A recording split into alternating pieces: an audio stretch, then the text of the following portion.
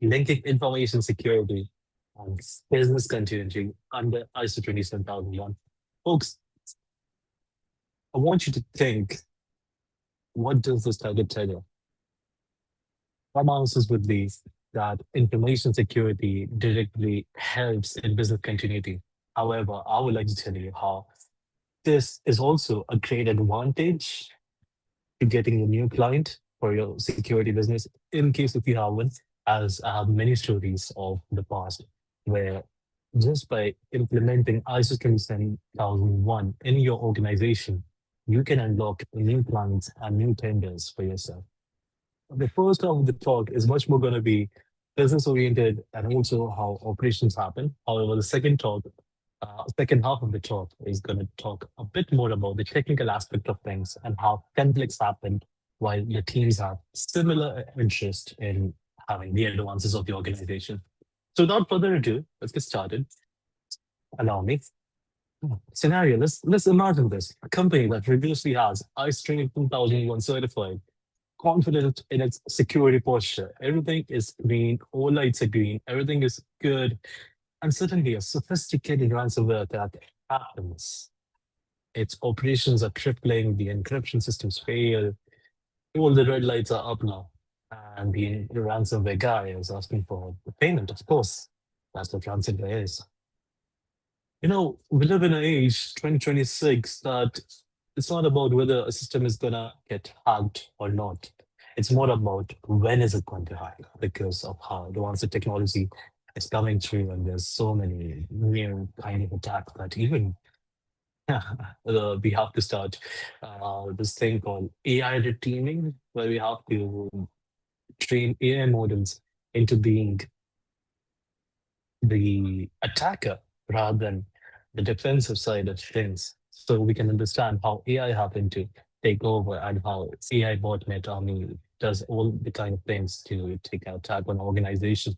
We're living in such a world. So I hope it is clear for everyone that we definitely live in a world that things are going to happen bad. And this security posture is not enough, which is why we always need to have rely on the resilience, how we fight back. So, despite strong preventive controls, incident highlight a crucial gap. And certification does not automatically equate to resilience. And why is that? Because the resilience is action that happens after the attack, how you recover from it. While the BC team, which is also known as the business continuity team or the business analysts, would look into how you can reform your financial spine, let's say, of the organization. While the ISMS, that is Information Systems Management Security team, will be looking at how they can prevent an upcoming breach. This is what how the picture looks like. There's two teams, both having a goal to help the business. One to help them grow with their, coming back with the financial spine being straight, while the other looking at the posture, security posture to be being good again. And the intersection of that gains some complicating risks that I'll be talking through throughout this talk. So that was the small scenario I would like to paint in your head there. But moving on the next slide, the misconception of the certification. I have ISO 27001, nothing is going to happen to me, is what a lot of companies like to think. Unfortunately, resilience is a thing. In Europe, as I work in Ireland, we have this law called NIS2 that talks everything about resilience and how you're supposed to have an incident response plan and all that kind of stuff to, act upon post attack. So that's why folks, looking back again, what certification tells you is a demonstration of certain standard that is a best practice and focusing on reducing the risk. However, the certificate does not tell you how you're going to stand back again in case something happens, which is why resilience is very much important. The ability to anticipate, withstand, recover from, and adapt to disruptions, ensuring continuity of critical function. To tell you again, as I work in Ireland on the west coast of Galway, we have our government hospital that is HSE. and they happened to had an attack back in 2023, I think, a ransomware attack where lots of health records were stolen, and we had to pay a hefty amount, of course. And it's 2026 February, and the HSC is still dealing on how to recover from the attack. It has been about 3 years now, and still they are not prepared to get back up in 3 years, folks, since that attack. That's why resilience matters a lot. Definitely, they are certified, but still, things happen, which is why resilience is much more important. We have the next slide, and as to why security and business continuity often remain separated, is because, as I said, folks, IS team, ISMS, as we say, are focused on preventing breaches. While business continuity, the analysts and the folks that helps you grow your business and get the revenue and things, looks into how do they recover from this disaster. And this functional separation often leads to silent strategies that happens to have, some risks that happen to act as a barrier because the IS team will tell you not to do this. However, the business team will definitely ask for it because they have to get it done right away. Have suffered from an attack.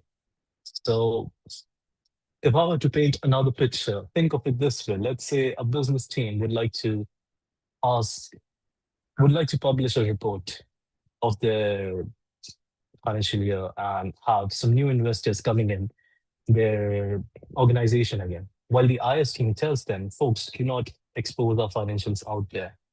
There are still some attackers who would like to look into our things again, and they want to minimize that risk. However, there's this kind of a bit of clash, you can say, where there's risk on both the side. While business team looks at the risk of losing revenue, and the IS team looks at potential vulnerabilities.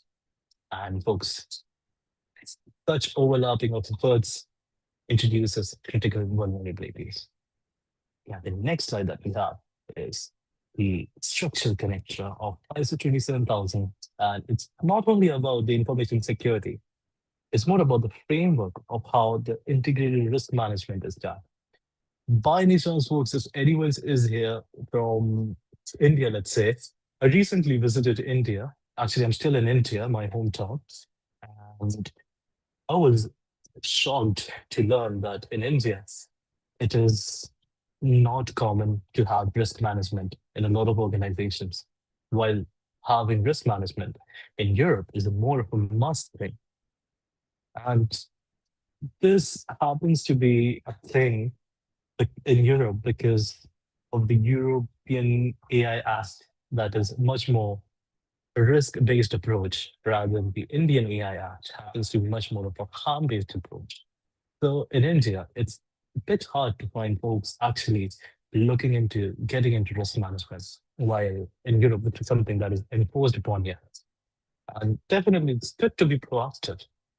However, in this talk, we'll be talking much more about resilience. So again, if in case you happen to be from a part of the world where risks management is not so concentrated or not much introduced in your workflows, then I think ISO 27001 might not be in your business as well, something you guys won't be considering. However, in case you want to have a good time, something, if you want to go global, in Europe at least, you definitely have to go with ISO 27000. If you go happen to go to your market in America, you have to, I think, get SOC 2 Type 2 compliant, which is somewhat equivalent of ISO 27000. However, again, folks, this certificate alone helps a lot in getting new clients because the big organizations only want to deal with folks that are certified, which is why getting ISO 10000 is quite definitely helps the organization. It takes time. Realistically speaking, from my experience, it takes about a year and a lot of human hours, a lot of money, you can say, good investment, but return is definitely good. But again, looking at the structure for ISO 27000, it has a holistic risk view that encourages considering all threats and cyber attacks and natural disasters.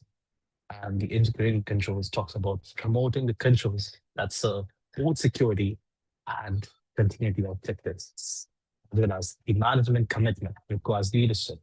Your executives need to help you in case of anything happens to oversee both aspects and fostering the alignment between different teams within the organization. At the next slide that we have is about risk assessment versus the business impact analysis team. Folks, again, we'll go through a little table here.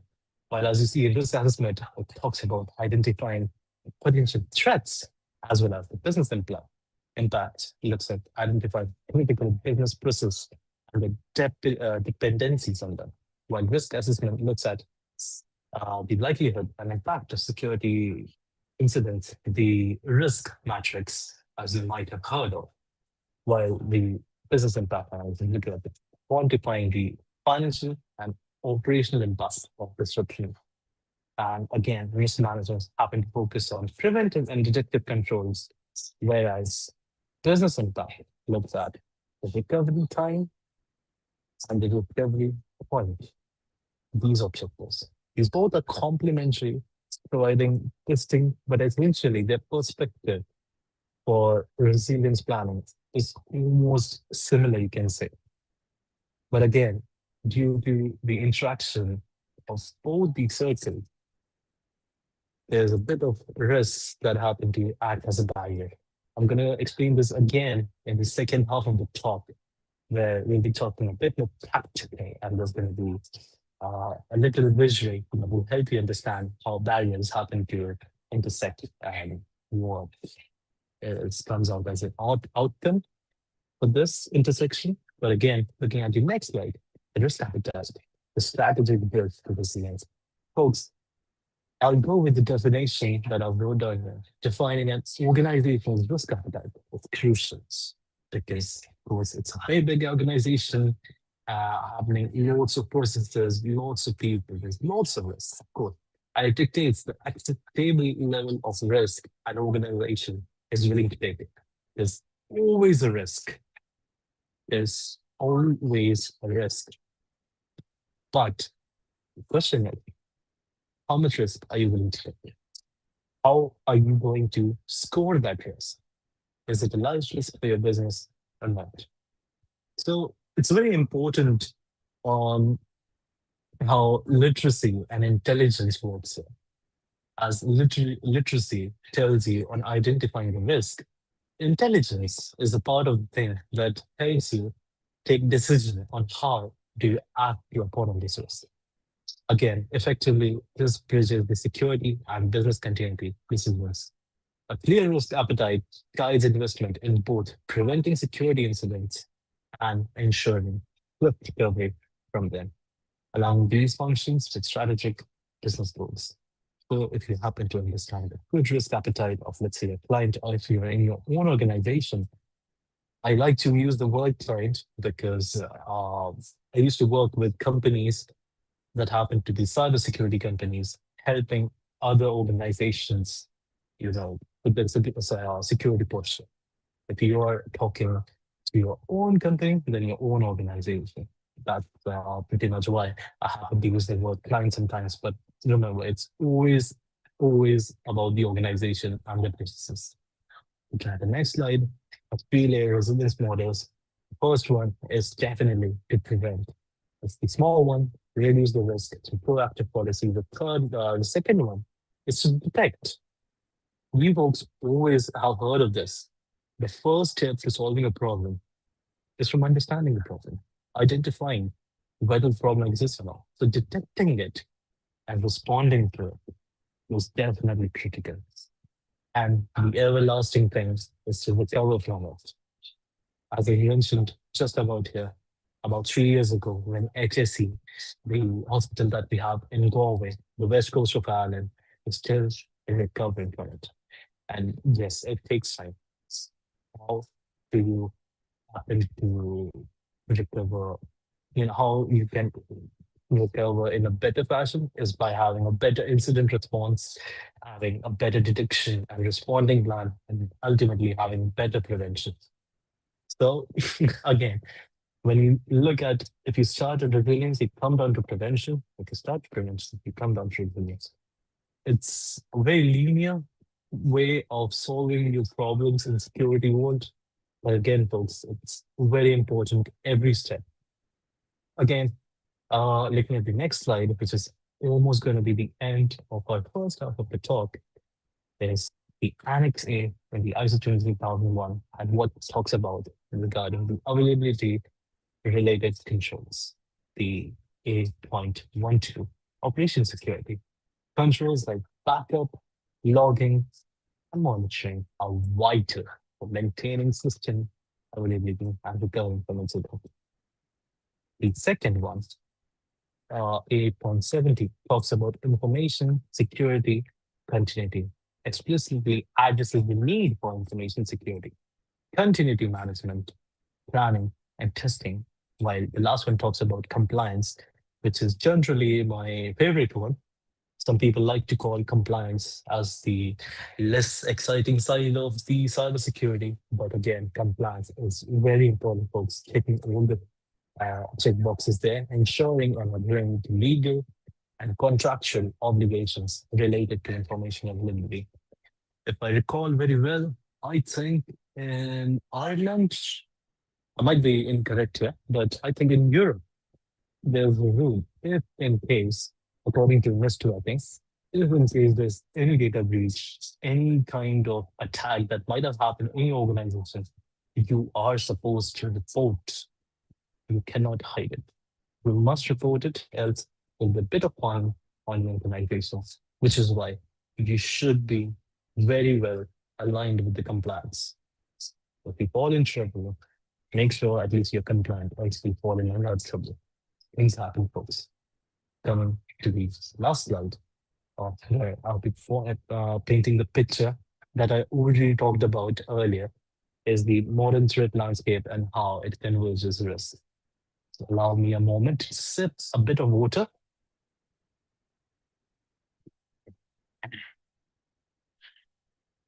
Thank you.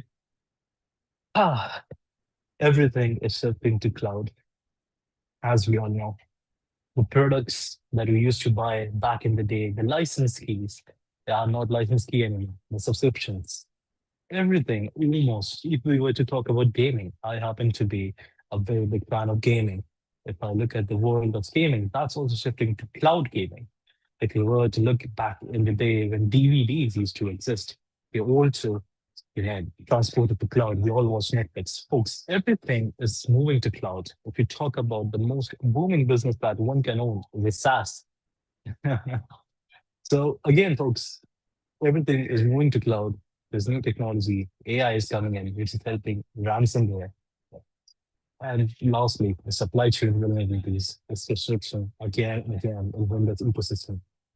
So allow me a moment to stop my screen here and share it again so I can tell you the other side of the talk where we'll be getting a bit technical. It can get a bit heavy.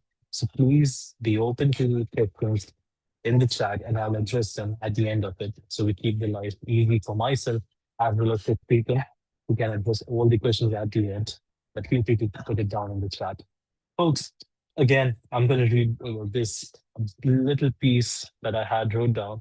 While also I asked AI to make me a picture of what do you think the modern threat reality looks like, where there's a lot of ransomware attacks and everything is tied with cloud. And this is what AI made me. A lovely skyline. I don't think that's London. Looks like something like New York City. And the cloud in the top is gray, just like the weather we have in Ireland. So yeah, I think it's going to rain. But regardless, if you look at the lines, everything's connected. Everyone's talking to each other. A lot of data exchange. Everything is so much connected on cloud, which brings up that. So if I were to say ransomware, supply chain attack, SaaS concentration risk, and AI-enabled threats have fundamentally changed the cybersecurity landscape. Today's adversaries don't just steal data, they paralyze the operation. The focus has shifted from protecting confidentiality to ensuring availability because operational disruption has become the primary business risk that keeps boards awake at night. A very simple question that I want you to ask yourself is, have you ever thought of what could go wrong at 3 a.m. when nobody's watching? Let's say you're making a small app, and while thinking about its cybersecurity, have you ever asked yourself a question, what happens at midnight when I'm sleeping and nobody's looking at it? Is there any way someone can break this? Is there any way someone can happen to use it in a way that it's not mine? Because when you make an application, platform, a product that's your own, you won't think about it in such a way. Or let's say about your own business. Yeah. So it's very important to have that curiosity and asking that question, what happens when nobody's watching? Because operational deception has become the primary industry that keeps boats awake at night. Okay, getting into this then. Availability is the new background in today's digital economy. Uptime equals trust. For sectors from banking to healthcare, manufacturing to e-commerce, downtime is merely inconvenient. It's existential. Customer loyalty, regulatory compliance, and competitive position all hinge on continuous availability, which is why folks these days don't think what happens at 3 a.m. when nobody's watching, because they know somebody is watching and they have to put it down just because of the trust.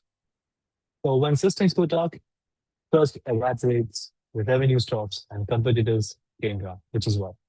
That's why trust impacts. It takes about 3 times longer to rebuild than recover. An average cost of per hour of downtime is against $5.6 million. Ooh, that's a lot of money.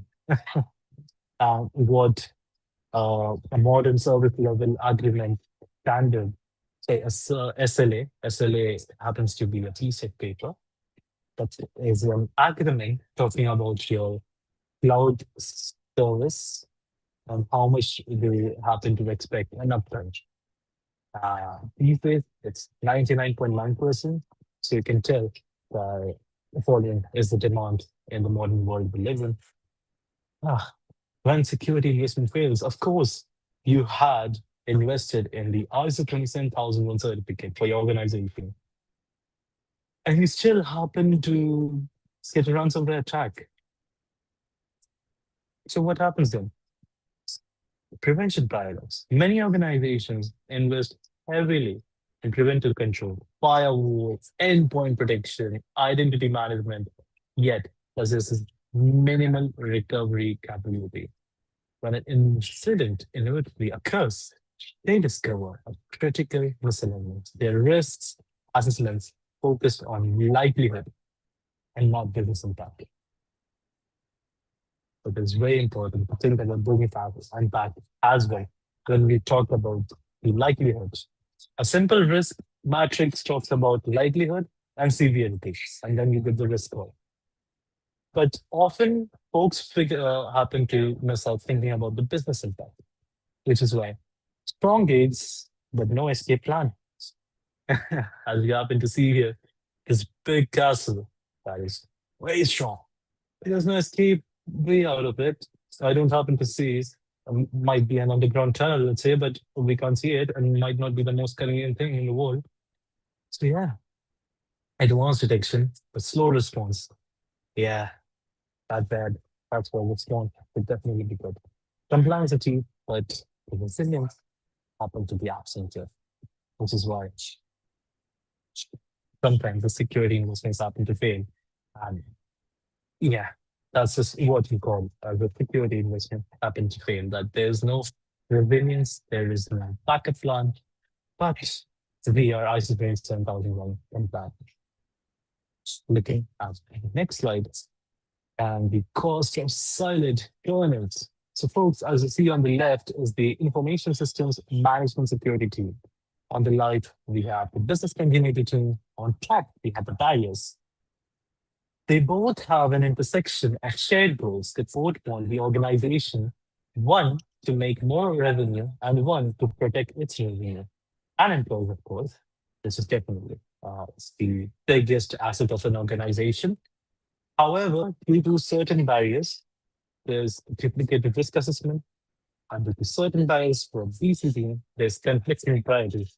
As business continuity team happens to look for different priorities.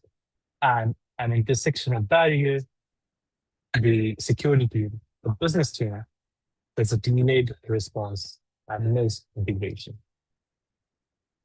Hope, we hope you are able to get it through this Venn diagram. It's not the best or the smoothest in the world, but this is how I could come up to explain this one to you folks, as we already talked about this intersection in the first half of the talk.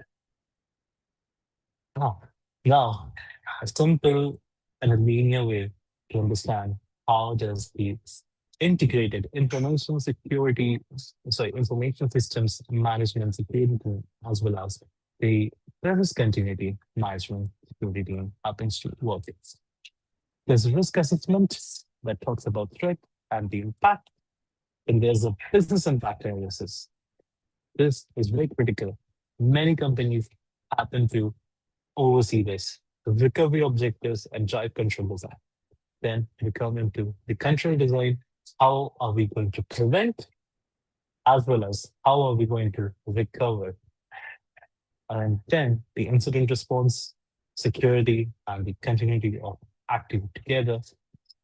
Recoveries, because of course it is important. We live on a stage that, yeah, things are going to be bad. And folks, last is lessons learned, it keeps working. If something happens, learn from it, keep working. It's as simple as that. And again, clause 5 in the ISO 27001, which talks about the leadership responsibility. Having the risk appetite is very important. Your recovery objectives, setting enterprise-wide targets. So everyone has the same mindset. Everyone knows what they're doing. Everyone has a direction of what is important and how are we going to do it. And again, investing smartly, of course. The top management cannot delegate the alignment of risk appetite with recovery objectives. This is governance accountability at its core. The leader must answer how much disruption can organizations tolerate, the risk appetite, what recovery speed do stakeholders expect, that is recovery option, and where should the resilience investment flow, that is investment decisions. These decisions shape everything downstream from control selection to exercise priorities to vendor requirement.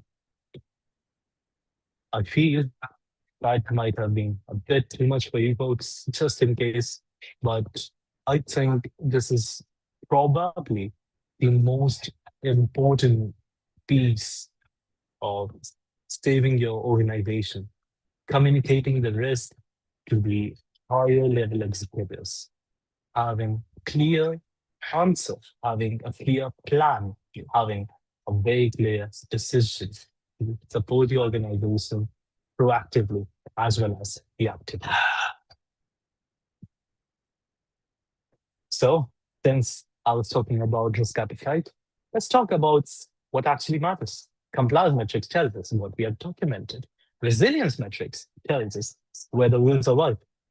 The difference is profound. The recovery time achievements, actual time that we thought that this was going to be the time we will be requiring to recover from the attack, and the target recovery performance, real incident simulation. Then the crisis simulation performance, how teams respond under pressure during resilient scenarios. Folks, if you happen to do a drill in your organization, it helps a lot. In case, in talking about drill, I think a lot of organizations these days happen to do a phishing simulation, a phishing simulation test, where employees happen to get a phishing email once in a month or maybe twice in a quarter. And yeah, it's part of the cybersecurity training in a lot of organizations these days. So I think that's very important. What I think would be more important is having a drill. Let's say this. There's a drill that folks, we are under attack, we are losing this, blah, blah, blah. And the employees happen to be under pressure. They don't know how to react. And yeah, you can learn a lot from that drill. So definitely a crisis simulation is a great way to learn from your own employees, your own human resource, which is definitely the biggest asset of your organization. Again, the impact of tolerance level as well as the board level risk visibility. As I said in the previous slide, the most important thing, the communication of risk to your board levels. The executives should understand as well as be able to monitor the risk in real time and look at the resilience posture and not only the audit scores that makes them happy for publishing the report of the company. Yeah, three executive shifts from compliance and maturity, resilience capability, the certification proves you can pass an audit. The resilience proves you can survive a crisis. The gap between this is where the organizations fail. From isolated audits to integrated simulations, annual audits validate documents, integrated crisis simulation validate the organization's ability to execute under pressure and systems of failing, and from IT ownership to enterprise-wide governance. Resilience cannot be delegated to information technology department. Every function must understand its role in recovery. Leadership must own the strategy, not sponsor it. I hope you are able to understand what we just talked about in the whole second half of the talk. Now we come to the second last slide.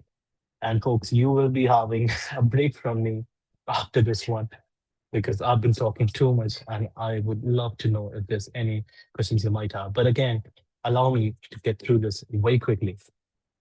Resilience as a competitive advantage. Customers increasingly evaluate survivability before signing contracts. Regulators demand operational resilience, not just compliance. Partners require supply chain continuity assurance, as well as investors as the cyber resilience as a material risk. In this environment, resilience transforms the cost center to market differentiator. Organizations that can demonstrate, not just document, their survivability as well as win customers, attract investment, and command premium position. The question is no longer can we afford resilience, but rather can we afford to be less resilient and competitive? Would you want to be less resilient than your own competitor? That is a question for you to ask. Coming up the last slide. Next major cyber crisis, certification will not save the organization. The integrated resolution. The time to repair the roof is when the sun is shining. John F. Kennedy. Leadership demands we build resilience today, not after the crisis reveals our traps. The integration of information security and business continuity under ISO 27001 isn't just best practice. It's survival strategies for this digital age that we live in 2026. Thank you, folks. Thank you for your attention. I'll be now taking any questions in case you might have. Thank you very much, Mr. Hussein, for a wonderful session, and it was very informative, I must say.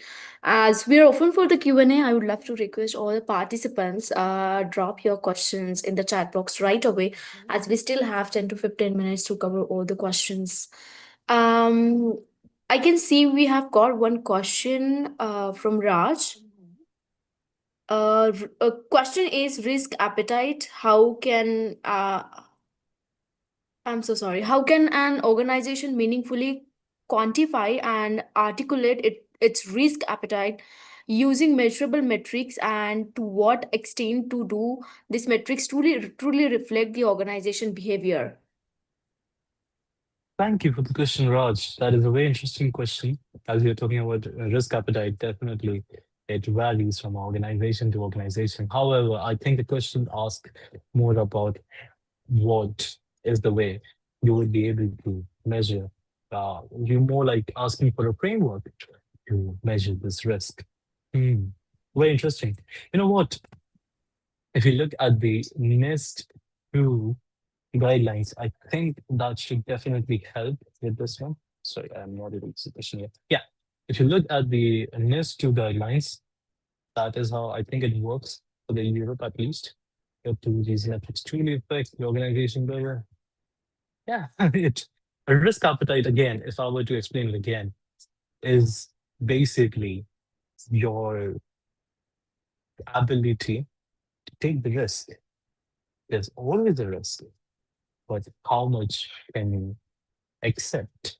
This is more of a decision thing rather than just, happen to, let's say, making it more of a new number. I'm really sorry if you're able to get this, but again, risk appetite is a decision and more of a subjective thing, while risk level is more of a number thing where you look at the likelihood and the severity, and then you get the risk level score. However, risk appetite is more of a decision that has been brought up to the board, and then the board understands, okay, this risk is this, we should either stop or we should either go forward. So again, looking back at it, risk appetite is more of a decision thing rather than a number that is associated with the risk. I hope that helps you, Raj. But thank you for the question. Very clever question. It took me a moment. Wonderfully answered. Thank you so much. So, moving forward to another question, we have got it from Dana. What resources would you recommend for illustrating a cost benefit model for selecting the solution for measuring operation success and monitoring the security controls? Thank you, Da. That's a lovely question. I think that that's about two also associated with the current illustrating the cost benefit model for selecting the solutions for measuring operational success and monitoring the security control. Oh my God. Okay. Sounds like a integrated security software. Dana, I'm really sorry, but I don't think there's a resource or a tool that allows you to input a cost benefit model while also putting your operational, you can say, how your operations are happening in an organization, as well as monitoring the security in the same. So I have not heard of any platform so far where you can monitor all of these three things together. I mean, life would have been too easy, if we were be able to do it this way. But I think what happens in today's world is the cost benefit gets a report, the operational, whatever operations happen in the organization, there's another report, and the security controls. Some security controls can be lively tracked on a live monitor, but again, it's you outsourcing your security of the organization to someone else, and then they provide a monitoring solution, I suppose. But again, it's more of three sectors coming together, and then a board level takes the decision accordingly. But again, very thought-provoking question. It's something that intrigues me to maybe make a solution, a SaaS platform, something where someone can, actually happen to understand the cost benefit and monitor the operational success as well as the security controls. Very interesting question. Thank you for this one, Tara. Thank you so much, Mr. Jose, for answering this one. And before I move forward to another question, I would like to inform all the participants that we do have some great announcement for all of you. So stay connected till the end. And taking the another question, we have got it again from the Raj. Resilience, question mark, operational resilience, question mark, integrated resilience. What factors to the competitive advantage? Oh, Let's start from the end of the question that asks about competitive advantage. Anything that you do better than your competitor, anything that you do more than your competitor, anything that makes sense in a positive way, you apart from your competitor, gives you advantage. Now, if the question is whether it should be resilience as a general thing, whether it should be operational resilience, or whether it should be integrated resilience, my answer is just do it better in comparison to your competitors, and that will definitely help you. Whether it's operational resilience, whether it's integrated, or whether it's resilience in general, or we speak broadly, helps you end of the day. Because again, as we started this talk, it's not about whether you're going to be hacked or not. It's more about when are you going to be suffering from an attack, which is why, again, you need to remember you are doing all of this resilience, response plan, sorry, incident response planning and everything for your own organization. I mean, competitive advantage also helps while you do this. So definitely having ISO 27001 certificate helps your organization, but having the resilience thing helps it furthermore. So let's talk about CrowdStrike. There was a recent incident, I think about 2 or 3 years ago, where CrowdStrike attack happened and all the Microsoft Windows things went down and they were not able to recover fully. However, they did still did it in a good time frame. But if in case that CrowdStrike outage happened for a longer while, would have been a big disaster and CrowdStrike might still be facing issues till date. But that's not the case because the operation or the resilience case, it's good, which is why they still are out there in business. Very well explained. Thank you so much. I hope, Raj, you have got your answer. There's another follow-up question, I guess. Do you relate it to sustainability, business continuity ability?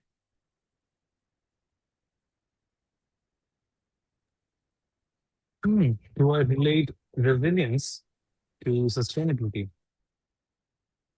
Yeah, definitely. Sustainability is something that we do to help your platform for the uptaking of it, how you keep it sustainable for the future. So definitely having resilience plan, incident response plan helps in the sustainability of the platform. So definitely, I think that helps uh, as well as the business continuity because sustainability, I think, is very well integrated. With the business continuity, I think comes almost in a similar word you can say. If you were to keep your business sustained, you might as well keep it safe. So it definitely comes with that. Thank you so much, Mr. Hussein, for answering all the questions so far. And before I go to the next question, I would like to request all the participants, please stay connected till the end. I do have some great announcement for all of you.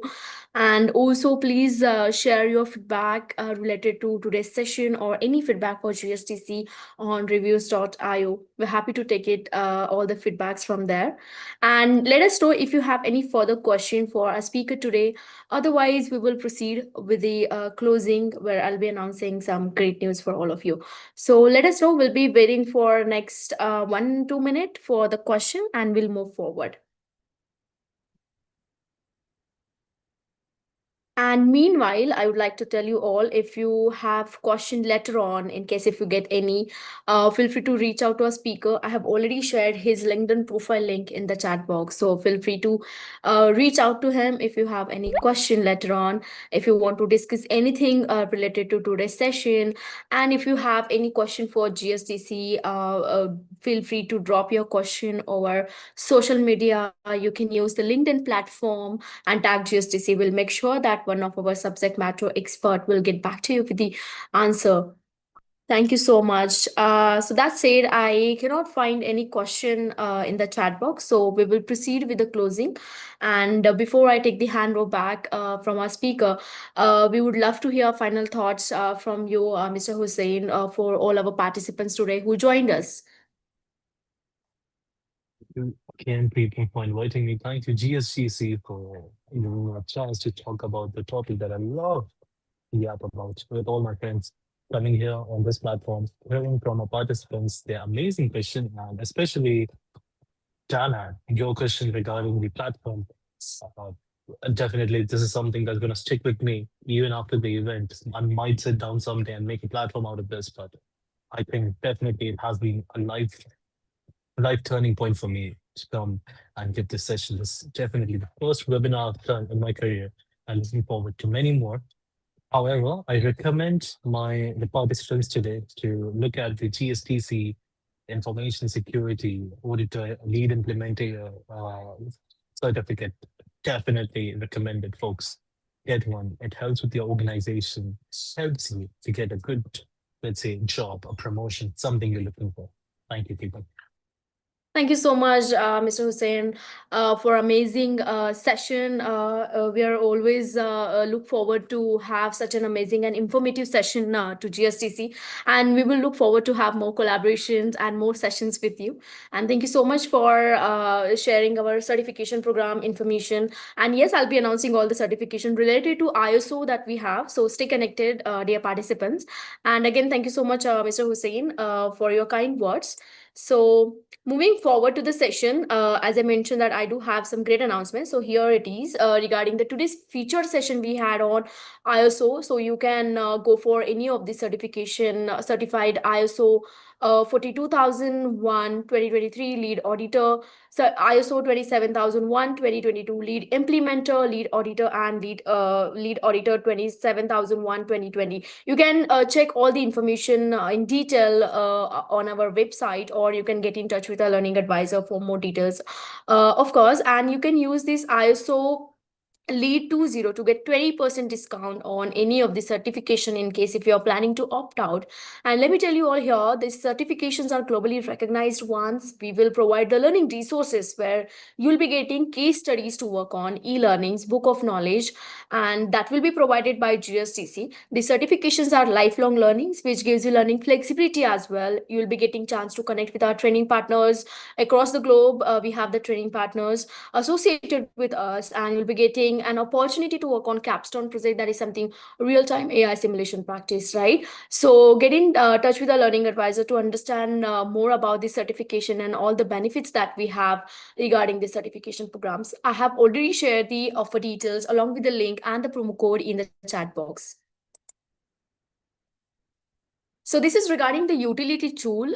So those who have joined us for the first time, I would love to introduce you all to this tool. This tool is really amazing. It did help previous participants to level up their profiles. How this tool will help you? It will help you to improve your LinkedIn profile score. It will provide you an improvement tips, how you can build your personal brand, how you can create AI generated resumes, right? It will also help you to level up your AI skills as well. So you can use this AG100 as a code to get 100% off, which is completely free. And this is only for our webinar attendees, right? So do grab this opportunity to sign up yourself for this utility tool, use these, and do let us share your feedbacks, how you're finding this tool. And I'm very happy to make this announcement. Tomorrow we'll be having another insightful session. Will be Maya Mishra will be taking this session on the topic that is designing AI governance dashboard for leaders. Do not miss this out. Do join us on the same time slot that you have joined today. And here's our another webinar. Currently, we are conducting three webinars in the GSDC.